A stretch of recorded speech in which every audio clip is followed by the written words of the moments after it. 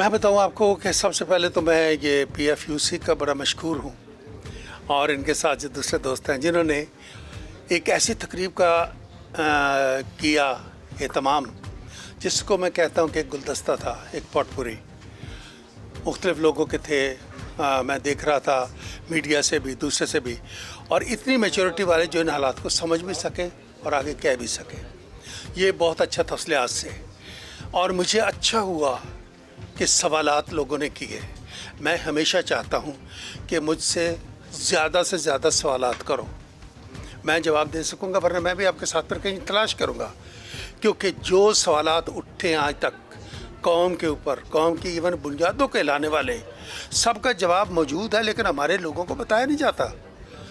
That's why वो सवालात जो नहीं होते मैं ख़ुद भी उठा देता हूँ, इसलिए कि लोगों को पता हो। हम समझते हैं कि सिर्फ वही चंद लोगों को पता होना चाहिए, जैसा उसका नैरेटिव चलता है वही काफ़ी है। ये मेरे लिए काफ़ी नहीं है।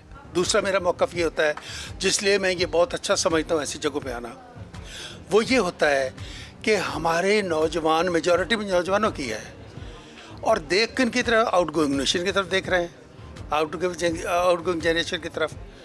इसका मैं देखता हूँ कि क्यों, मेरा ये है कि अल्लामा इकबाल का मैं जो हमेशा शेर पढ़ता हूँ ना, वो अल्लामा इकबाल की ज़ुबान में सितारे ने एक पैगाम दिया है नौजवानों को।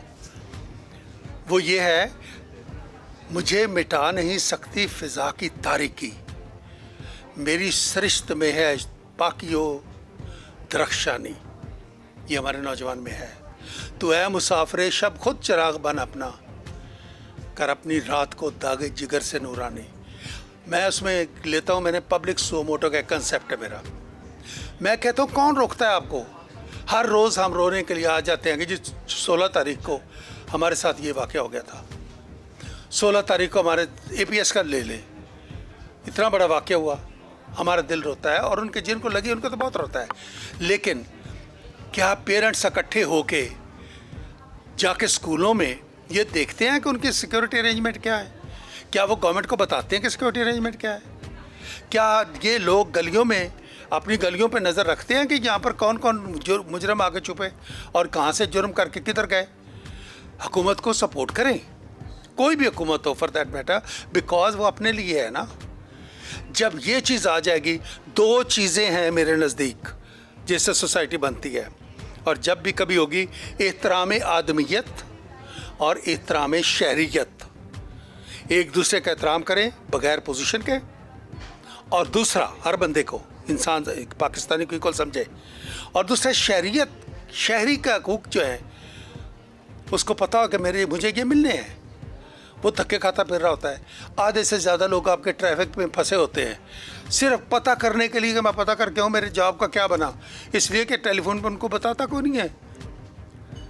शहरियत है ना, शहरी का हकूक़ है कि घर बैठे उसको इन्फॉर्मेशन मिलनी चाहिए। आजकल मैं मीडिया बाकी चीज़ों का हो सकता है, ये क्यों नहीं हो सकता? तो मैं इन चीज़ों पे करता हूँ लोगों को कि देखें, अब हम लोग तो वो हैं जो कि आउटगोइंग नस्ल है, you can say that, generation है, ठीक है।